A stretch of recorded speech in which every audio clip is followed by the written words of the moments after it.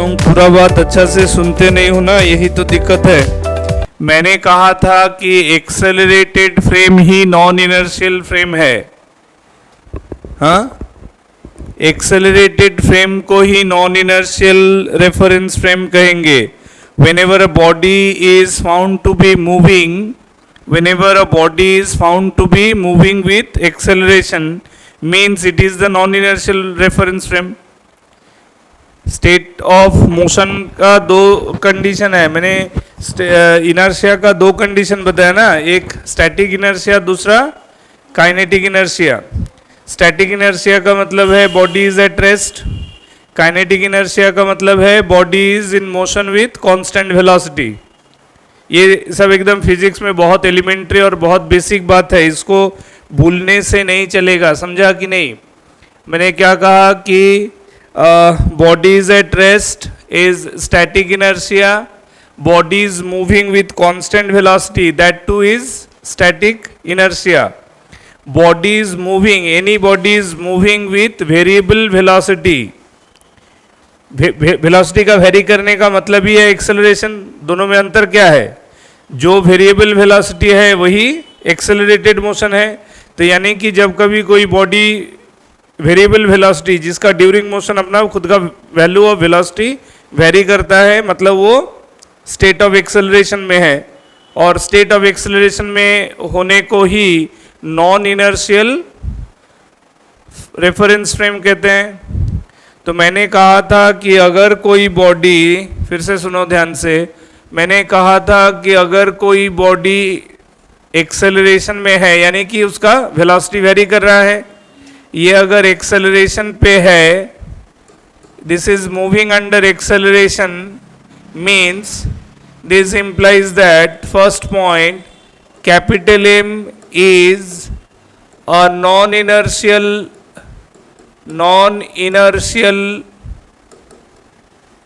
reference frame। इसको non inertial reference frame कहेंगे, या कहो कि capital M is an accelerated reference frame, एक ही बात है। समझ में आ रहा है कि नहीं? Capital M is an accelerated reference frame और नॉन इनर्शियल रेफरेंस फ्रेम दोनों एक ही बात है, ठीक है। तो जब कभी कोई एक्सेलरेटेड रेफरेंस फ्रेम के कांटेक्ट में कोई भी दूसरा मास उसके कांटेक्ट में रहेगा, जैसे कि ये स्मॉल एम है, capital M being an accelerated state of motion, capital M का स्टेट ऑफ मोशन क्या है? एक्सेलरेटेड स्टेट ऑफ मोशन है। तो उसके कांटेक्ट में रहने वाला स्मॉल एम में ये जो है इधर सुडो फोर्स लगेगा। समझ में आया कि नहीं? उसमें बैकवर्ड क्या होगा? Pseudo force. ये value of pseudo force, pseudo force को लिखते कैसे हैं? सुडो फोर्स का, उसका भी तो कोई मैग्नीट्यूड ऑफ मेजरमेंट होगा ना। तो what is the magnitude of pseudo force measurement? बोलो। सुडो फोर्स जो मैंने लिखा, pseudo force on mass small M, ये जो है वो m इंटू ए होगा। समझ में आया? जिस ब्लॉक पे सुडो फोर्स डिस्कस कर रहे हैं उसका मास लेना है और वो एक्सेलरेशन लेना है जो कि उसके कांटेक्ट में रहने वाला नॉन इनर्शियल रेफरेंस फ्रेम का एक्सेलरेशन होगा। Is it clear? The non-inertial reference frame or the accelerated frame which is moving with an acceleration a, इसका मतलब कैपिटल M के कांटेक्ट में रहने वाला स्मॉल m जो है, समझ में आ रहा है कि नहीं? कैपिटल M के कांटेक्ट में रहने वाला स्मॉल m पर जो सुडो फोर्स होगा उसका एक्सप्रेशन होगा mass of the small m into that acceleration which is the acceleration of the non inertial reference frame. Clear है कि नहीं है? समझ में आ रहा है कि नहीं? अच्छा, डायरेक्शन ऑफ, ये तो हुआ सुडो फोर्स का magnitude. Second, direction of pseudo force क्या लिखोगे? डायरेक्शन ऑफ सुडो फोर्स, इसको कैसे याद रखोगे? बोलो। Direction of pseudo force must be in the direction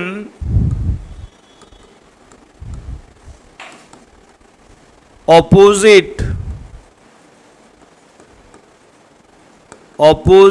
to the acceleration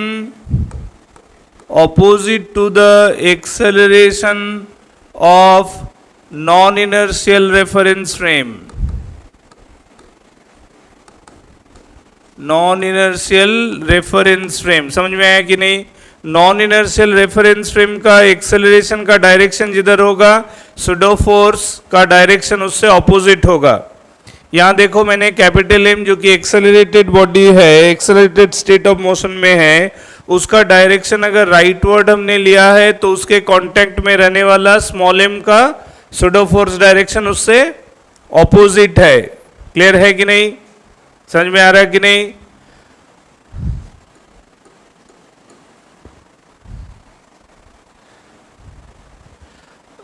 अब मान लो कैपिटल एम जो कि नॉन इनर्शियल रेफरेंस फ्रेम है, मान लो उसका एग्जिस्टिंग मोशन इधर है।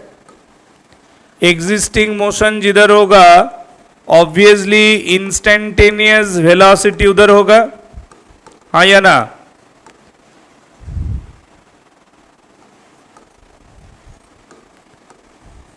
है ना? इंस्टेंटेनियस वेलोसिटी मतलब स्टॉपवॉच मूवमेंट का वेलोसिटी किधर होता है? जिधर मोशन है। अब मान लो ये गाड़ी में ब्रेक लगा है, जो हम लोग जनरल अंडरस्टैंडिंग से समझते हैं, that application of brakes. Brake लगाने से क्या होता है? तो थोड़ा सा तो मतलब आगे ही जाते रहता है जब तक नहीं रुकेगा, ठीक है? तो ब्रेक लगाने का मतलब है स्पीड डिक्रीज हो रहा है। तो एप्लीकेशन ऑफ ब्रेक्स का मतलब है real acceleration applied in the direction opposite to the motion। ये कॉन्सेप्ट क्या है? ये this is the example when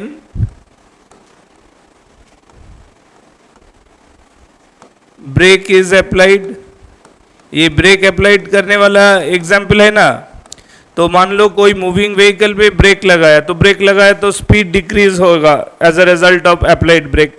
तो मतलब क्या है? जो नेगेटिव एक्सेलरेशन है, ब्रेक अप्लाई करने का मतलब है नेगेटिव एक्सेलरेशन देना या रिटार्डेशन कराना, या in other words D accelerate कराना, है ना। तो यानी कि डी एक्सेलरेट कराया तो रिजल्टिंग एक्सेलरेशन पीछे, एग्जिस्टिंग मोशन सामने। अब इसके ऊपर एक स्मॉल एम का मास है इन कॉन्टैक्ट। अब इसमें बताओ सुडो फोर्स किधर होगा? Right, along the direction of motion, क्योंकि इसका जो एक्सेलरेशन हमने क्या लिखाया, जो pseudo force must be in the direction opposite to the acceleration of non inertial reference frame. Non inertial reference frame में अब एक्सेलरेशन पीछे हुआ तो सुडो फोर्स का डायरेक्शन होगा M in to A, that is pseudo force in the forward direction. समझ में आया कि नहीं आया?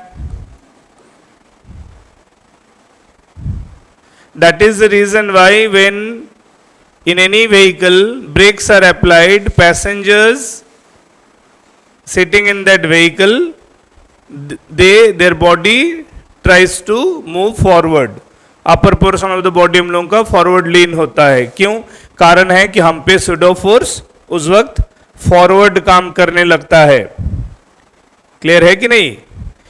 ब्रेक लगाए, ब्रेक लगाने का मतलब है एग्जिस्टिंग मोशन भले ही फॉरवर्ड है, ब्रेक लगाया तो मतलब एक्सेलरेशन पीछे गया तो सुडो फोर्स आगे जाएगा। समझ में आया कि जो इंस्टेंटेनियस एक्सेलरेशन एप्लीकेबल होगा रेफरेंस बॉडी पे, उसके साथ कांटेक्ट में रहने वाला बॉडी पे सुडो फोर्स उससे ऑपोजिट डायरेक्शन में होगा। आगे देखो, प्रीवियस केस में एक्सेलरेशन फॉरवर्ड था, सुडो फोर्स बैकवर्ड हुआ। अब रेफरेंस बॉडी में acceleration backward, pseudo force forward. समझ में आया? तो चाहे वो सिचुएशन 1 हो या सिचुएशन 2 हो, नेचर ऑफ सुडो फोर्स क्या है? हमने क्या बताया था? नेचर ऑफ सुडो फोर्स क्या है? नेचर ऑफ सुडो फोर्स क्या है बोलो? विद्यांश बताओ, कुछ बोल रहा था शुरू में। नेचर ऑफ सुडो फोर्स क्या है? हाँ, imaginary force. Nature of pseudo force, it is imaginary force. It is imaginary force. अच्छा, ये अगर इमेजिनरी फोर्स है तो क्या इमेजिनरी फोर्स का रियल डिस्प्लेसमेंट कराने का कैपेबिलिटी होना चाहिए क्या? कोई फोर्स अगर इमेजिनरी है तो क्या वो किसी ब्लॉक में रियल डिस्प्लेसमेंट करा सकता है क्या? आंसर है नहीं। रियल फोर्स रियल डिस्प्लेसमेंट करा सकता है। इसका मतलब nature of pseudo force imaginary है। This implies that there will be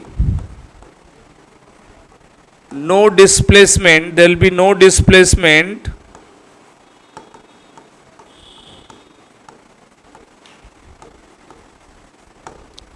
due to pseudo force। समझ में आ रहा बात? pseudo force के वजह से कोई डिस्प्लेसमेंट नहीं हो सकता। there will be no displacement due to pseudo force। ठीक है, तो फिर pseudo force का रिजल्ट क्या बनाता है?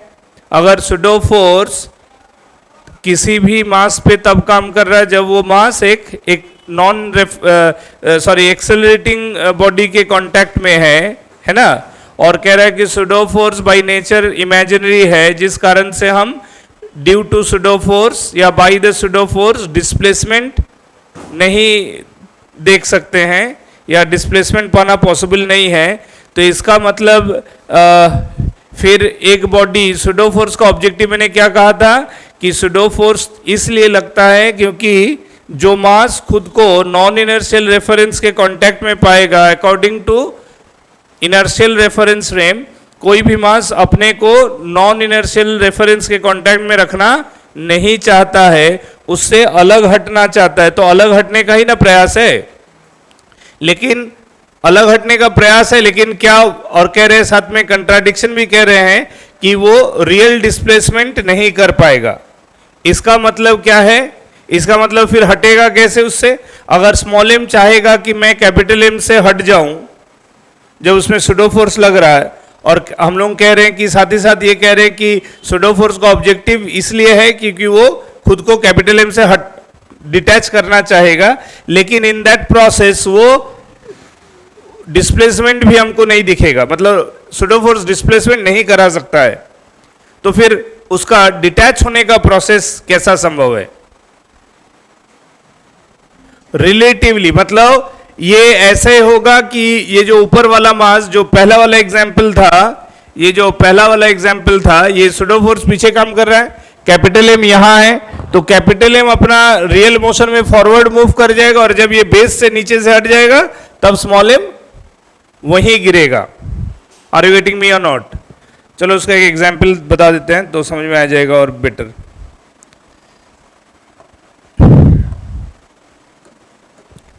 जैसे मान लो मैं एक एक्स एक्सिस वाई एक्सिस का एक रेफरेंस लाइन ड्रॉ किया ताकि अच्छा से समझ में आए। अब मान लो ये मेरा एक कैपिटल एम मास है, मान लो ये एक 8 kg का मास है, ठीक है। इसका खुद का लेंथ है, मान लो इसका लेंथ है मान लो 4 मीटर। क्लियर? तो इसका मतलब इसका एक एज x इक्वल टू 0 में है, और इस ब्लॉक का दूसरा एज x इक्वल टू 4 में है ना। अब मान लो मैंने क्या किया, इसको, इस बॉडी को एक एक्सेलरेशन इधर प्रोवाइड किया 2 मीटर पर सेकेंड स्क्वायर का, और अब मैंने इस 8 kg के ऊपर यहाँ एकदम एक कॉर्नर एज पे एक स्मॉल एम लिया, इसका मास मान लो मैंने 2 kg लिया, ठीक है। Initially this 2 kg is located at the one end of this 8 kg block. 8 kg block एक डायमेंशनल ब्लॉक है, उसका अवेलेबल लेंथ 4 मीटर है। Is that clear? और उसके ऊपर रखा हुआ 2 kg का मास एक पॉइंट ऑब्जेक्ट है, मान लो उसका खुद का लेंथ मेजरेबल नहीं है, काउंटेबल नहीं है। ऐसे केस में हमको दिख रहा है कि 8 kg का मास का एक रियल एक्सेलरेशन है 2 मीटर पर सेकेंड स्क्वायर। तो according to our understanding we can make the argument of pseudo force 2 kg into 2 meter पर सेकेंड स्क्वायर, यानी कि 4 न्यूटन का एक pseudo फोर्स लगेगा स्मॉल एम पे, हाँ या ना? अभी हमने देखा ना कि pseudo फोर्स को लिखने का तरीका क्या है, जिस बॉडी पे pseudo फोर्स लगता है उसका खुद का mass into the acceleration of that body which is in acceleration with which it is in contact। तो 2 kg 8 kg के साथ कांटेक्ट में है, 8 kg का रियल एक्सेलरेशन मैंने 2 लिया राइटवर्ड पॉजिटिव x के डायरेक्शन में, ठीक है। ये है मान लो पॉजिटिव x डायरेक्शन, ये y। अब देखो सुडो फोर्स काम करना शुरू किया, तो as a result of this pseudo force हम समझ रहे हैं कि ये जो स्मॉल m यानी 2 kg का मास है वो 8 kg के रेस्पेक्ट में due to pseudo force, language क्या होगा ध्यान से सुनना, 2 kg mass would like to move relatively leftward. Direction वही बता रहा है कि टेंडेंसी ऑफ 2 kg किधर जाने का है, लेफ्टवर्ड। 8 kg का मास एक्चुअली किधर जा रहा है, राइटवर्ड। लेकिन पूरा सिचुएशन में हो क्या रहा है उसको बहुत ध्यान से समझो। ये जो 8 kg का ब्लॉक है ड्यू टू एक्सेलरेशन, उसका रियल मूवमेंट हो रहा लाइक दिस, समझ रहे हो? 8 kg का मास का रियल मूवमेंट हो रहा है लाइक दिस। मैंने अलग अलग कलर इस्तेमाल कर रहा हूं ताकि मैं instantaneous change of position of 8 kg को समझा सकूं। क्लियर है? तो इस तरह से लगातार 8 kg अपना पोजीशन चेंज कर रहा है। क्लियर है? ये देखो 8 kg पहला इतना मूव किया, फिर मैं फर्दर उसको ये मूवमेंट दिखा रहा हूं, फिर ये मूवमेंट। तो ये 3 जो डिफरेंट कलर्स से मैं इसका अलग अलग मूवमेंट्स बता रहा हूं। इससे क्या पता चला कि 8 kg का जो ये वाला एज था जो कि x=0 में है, वो एज जब 4 मीटर ट्रेवल कर जाएगा, ठीक है, वो एज जब 4 मीटर ट्रेवल कर जाएगा तब ये 2 kg का मास डायरेक्टली x=4 पे गिरेगा ऑन x एक्सिस। लेकिन अगर मान लो मैं स्मॉल m को a और कैपिटल M को b अगर कहूं, तो एक ड्राइंग ये इंडिकेट कर रहा है this is b, this is a। Next situation में this is b, this is A, ऐसे हो रहा ना। नेक्स्ट सिचुएशन में this is B, this is A, और लास्ट में ये बी चला गया, ये ए यहां रह गया और ये गिर रहा है। Are you getting me? This is the stage 1, stage 2, stage 3 and this is the final 4th stage। मतलब हो क्या रहा है, अगर कैपिटल बी से देखो तो कैपिटल बी का एज एक्सट्रीम एज से देखो तो from stage 1 to stage 2 capital A has moved relatively backward. यहां और देखो 2 to 3 और पीछे गया, 3 to 4 में और पीछे गया। मतलब हो क्या रहा है, the appearance of the motion of A relative to B as if A is moving leftward with respect to B। ठीक है, तो इस ऑब्जर्वेशन को क्या कहेंगे, A is moving relatively backward, relatively backward move कर रहा है, एब्सोल्युटली बैकवर्ड नहीं मूव कर रहा है। एब्सोल्युटली तो ओ ए का जो स्टार्टिंग पोजीशन था वो x=4 में था। A was located at extreme right corner of B, और वो कॉर्नर कितना दूरी में था, x=4। और तुम देखो हर एक सिचुएशन में मैंने कैपिटल M को धीरे धीरे राइटवर्ड मूव कराया, स्मॉल m को लेफ्टवर्ड ले गया क्या? स्मॉल m एक ही जगह में है, एब्सोल्यूट पोजीशन रिमेन्स अनचेंज्ड। लेकिन चूंकि उसका कॉन्टेक्ट कैपिटल M के साथ है, कैपिटल M राइटवर्ड मूव कर रहा है, तो from capital M if you make the observation it appears as if it is going backward. जैसे रनिंग ट्रेन से बाहर देखते हो तो क्या लगता है? हर कुछ जो स्टैटिक है, all the things which is visible from a moving train that appears to go against the direction of the train, basically वो तो स्टैटिक है, वो तो मूव कर नहीं रहा है. तो यही चीज यहां हो रहा है. From moving frame of B, from non inertial frame of B, the other mass which is experiencing pseudo force in contact with it, it appears to go relatively backward, लेकिन प्रैक्टिकली उसका एब्सोल्यूट पोजीशन चेंज नहीं हो रहा है. Clear है कि नहीं है?